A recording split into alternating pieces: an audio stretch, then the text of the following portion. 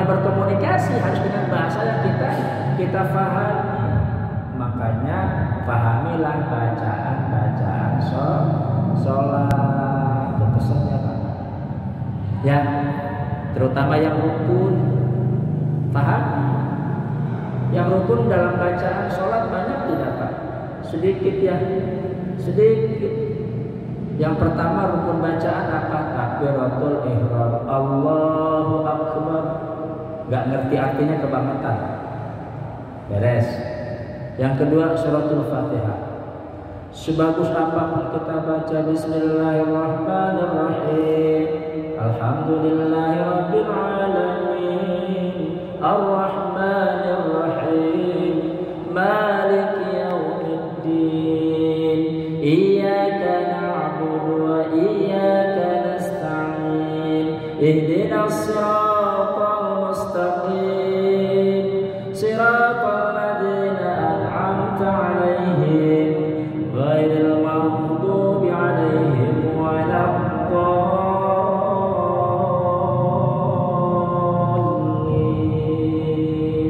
Amin. Tapi kagak ngerti artinya, nyampe kagak? Nyambung kagak? Kagak nyambung. Ngomong bak bebo ngerti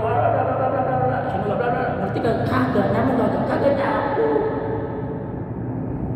Jadi kalau ingin sholat kita nyambung dengan Allah, komunikasi kita nyambung dengan Allah, Allah maha mengerti, maha paham. Cuman kan kalau kita nggak paham, nggak nyambung juga, sehingga apa? Nggak merasakan nikmatnya sholat karena ke kitanya kagak nyambung.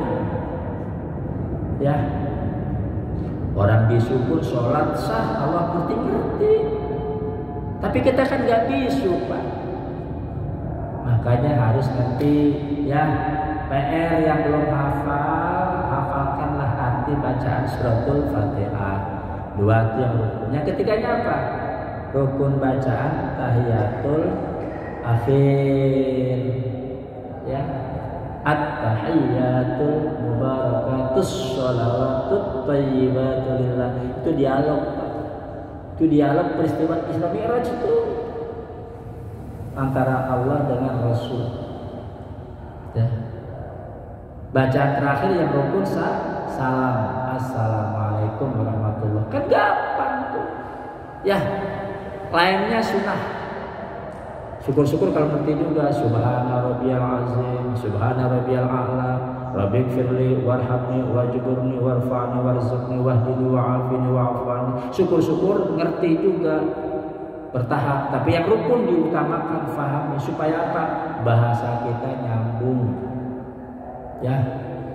Dan kita sudah diingatkan la taqrabus sholata wa antum sukara hatta ta'lamu ma taqulun. Jangan engkau mendekati sholat dalam keadaan mabuk, enggak ngerti apa yang kau ucapkan. Jadi kita mabuk nih, sholatnya enggak ngerti bacaannya. Artinya apa? Pesan mi'rajnya belum nyampe. Tuh, ya. Jadi kerjakan sholat itu sebagai sarana komunikasi yang sangat istimewa kita dengan Allah Subhanahu wa Ta'ala. Ya, harus dengan bahasa yang kita pahami. Maka kerjakan dengan tenang. Kerjakan dengan tenang.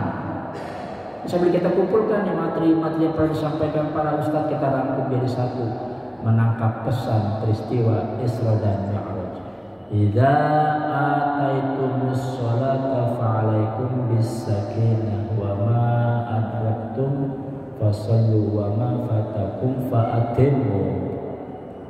Jika engkau mendatangi sholat, maka datangilah sholat dalam keadaan tenang.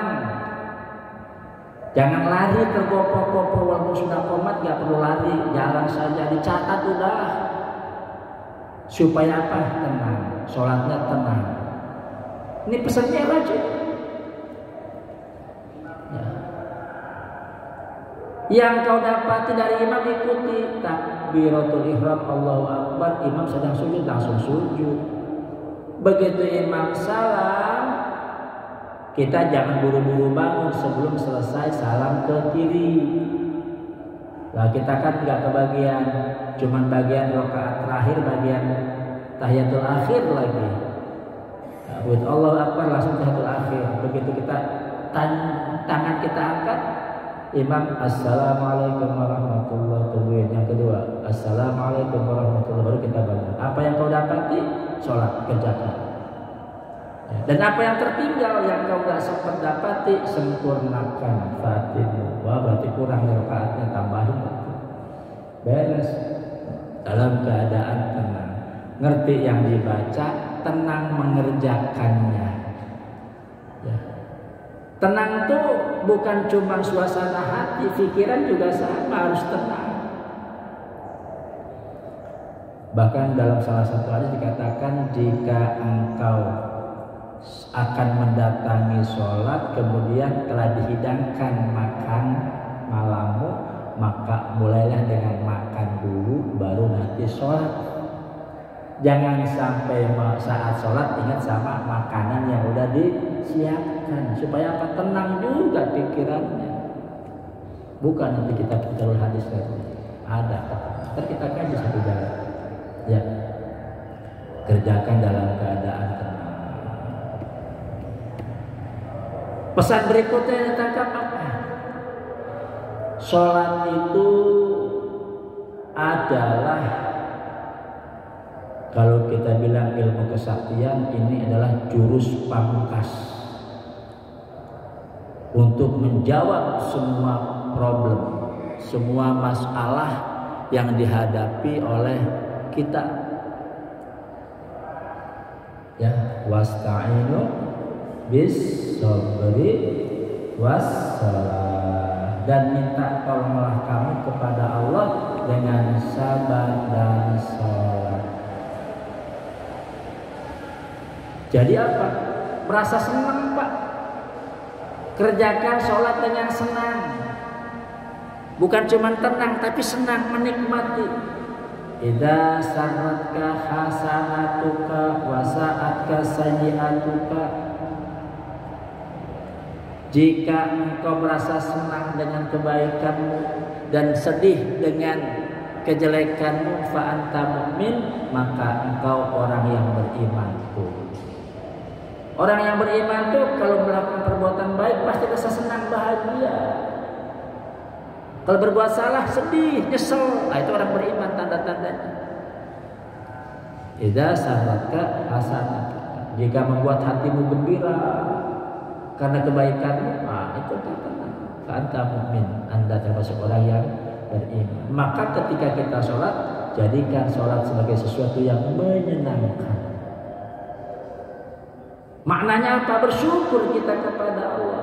Kalau orang sholat dalam rangka syukur kepada Allah, maka yang terjadi semakin ditambah oleh Allah nikmatnya, semakin bertambah tenangnya, semakin bertambah senangnya dengan sholat kita.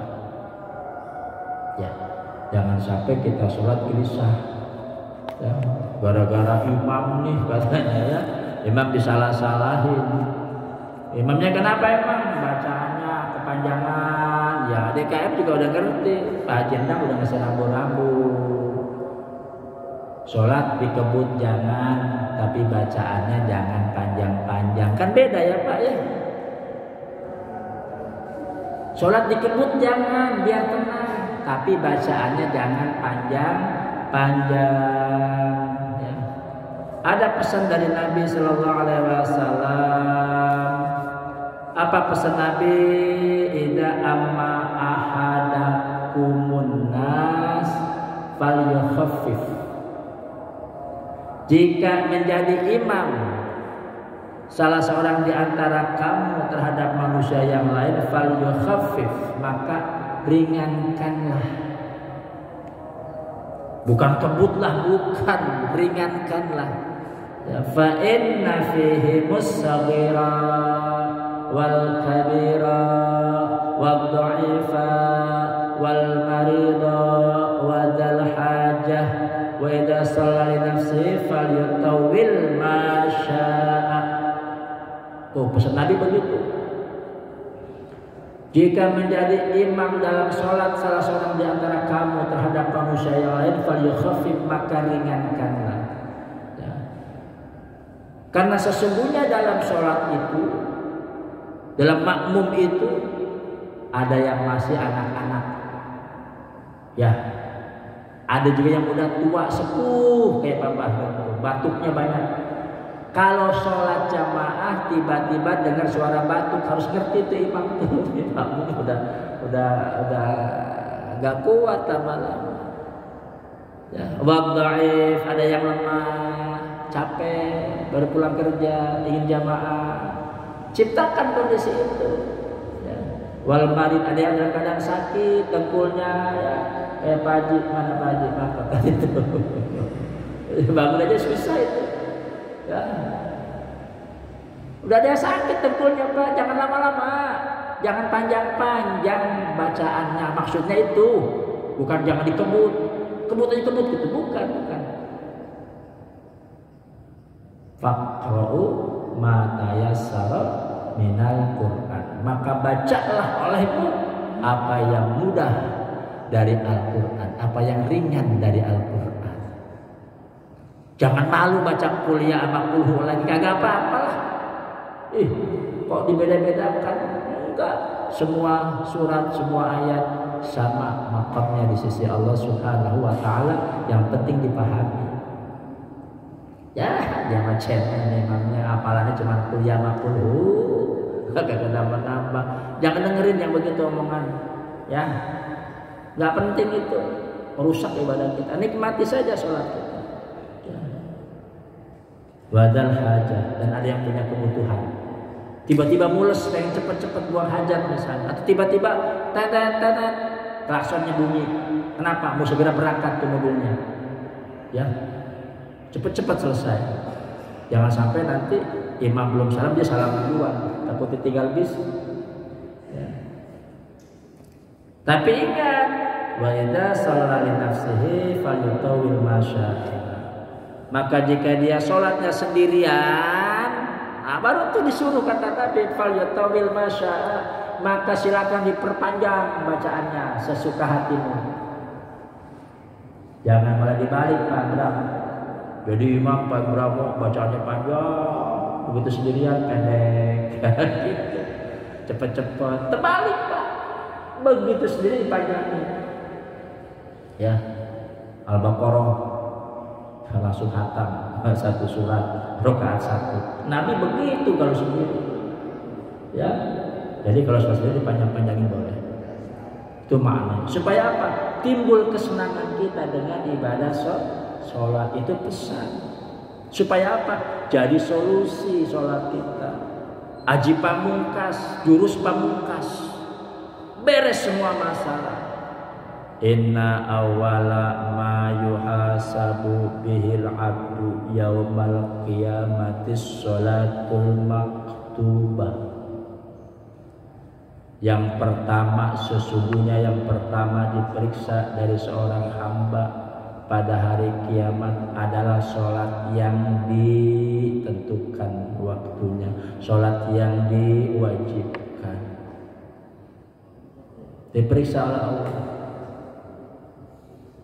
Dalam hadis lain dikatakan fa'in sholahat sholah asairu amalihi wa in fasadat fasada sairu amalihi.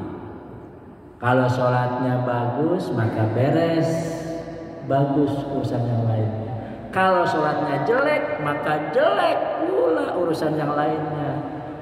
Rajin puasa kagak sholat, jelek puasanya. Rajin sedekah kagak sholat, jelek sedekahnya. Berangkat haji berkali-kali tapi ninggalkan sholat, jelek ibadah hajinya. Ya, sholat dulu kan yang diperiksa sholat. Tapi kita kan kagak sempurna manusia Pak Ustadz. Ada hadis mengatakan begini. Udah bunyi nyambung. Jadi katanya kalau diperiksa sholat kita, kemudian sholat kita belum bagus, Fa'in atammaha, maka jika sempurna beres urusan yang lain sempurna. Wa illa, dan jika tidak, qila undur hallahu tatawwu. Kalau dia sholatnya belum bagus, maka dikatakan kepada malaikat, coba lihat apakah dia punya sholat sunnah. Gitu. Kalau dia punya sholat sunnah, maka kata Allah, sempurnakan kekurangan sholat fardunya, ketidaksempurnaannya dengan sholat sunnahnya. Maka begitulah setiap amal yang wajib disempurnakan dengan kesunahannya. Jadi kalau ada sholat wajib, jangan sampai tinggalkan sholat sunnah rawatibnya, qobliyah ba'diyahnya yang ada, kerjakan. Ya, ini pesan Mi'raj ini. Ya, subuh ada qabliyah, ada ba'diyah, nggak ada. Zuhur qabliyah ba'diyah ada. Asar qabliyah ada, ba'diyah tidak ada. Maghrib qabliyah ada tapi ghairu muakkad, ba'diyahnya ada muakkad. Isya qabliyah ada tapi ghairu, ba'diyahnya ada muakkad. Itu harus tahu. Ya. Jadi kalau tiba-tiba langsung qomat waktu maghrib habis azan karena udah kumpul, ya nggak apa-apa. Ya. Isya langsung qomat, ini ngaji nih, tiba-tiba udah azan isya, tempat lain ditutup, langsung azan, langsung qomat, boleh. Ya. Nanti ba'diyahnya yang makan. Jangan tinggal. Untuk apa menyempurnakan? Nah, mudah-mudahan. Ya, karena kita memang diatur oleh waktu, Pak, ya. Lucu manusia tuh, kalau ngaji ada tet-tet peringatan waktunya. Tapi kalau hidup di alam dunia, kadang-kadang kita nggak pernah diingatkan sama waktu, ya Pak Yusuf ya. Lupa teman-teman. Makanya ada surat wal asri. Diingetin sama waktu sebetulnya kita, Pak. Bunyi tet itu mengamalkan wal asri, ya, demi masa. Diterusin, kerugian lah kita. Kenapa? Ada aktivitas lain. Nah, bagi-bagi, mudah-mudahan ada manfaatnya. Ya Bapak sekalian, ya. Demikian kaji kita pada kesempatan subuh kali ini. Mudah-mudahan ada kebaikan untuk kita semua. Jika ada hal yang kurang berkenan, mohon dimaafkan. Ya, billahi taufiq wal hidayah. Wassalamualaikum warahmatullahi wabarakatuh. Waalaikumsalam. Terima kasih.